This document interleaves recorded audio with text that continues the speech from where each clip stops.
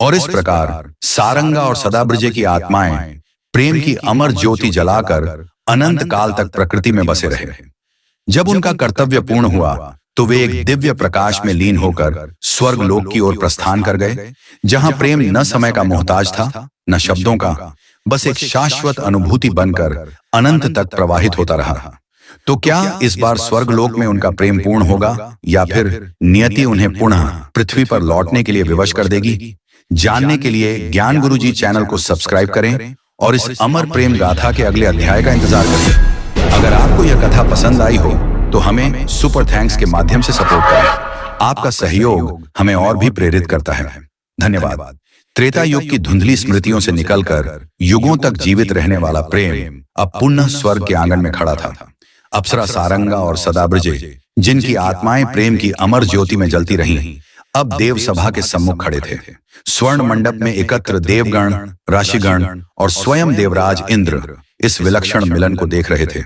देवदूतों ने स्वर्ग के 7 स्वर्ण घंटे बजाए, जिससे समस्त स्वर्गलोक में इस अद्भुत युगल की उपस्थिति का संकेत दिया गया। स्वर्ग की विभूतियों ने उन्हें देखा और उनके अजर अमर प्रेम की गूंज देवताओं के हृदय में स्पंदित हुई। देवर्षि नारद, जिनकी वीणा से ब्रह्मांड के सप्त स्वर झरते थे, इस दृश्य को देखकर मुस्कुराए और बोले, अनंत प्रेम तो दिव्यता का ही स्वरूप है, किंतु प्रश्न यह है कि क्या यह प्रेम स्वर्गीय है या भौतिक?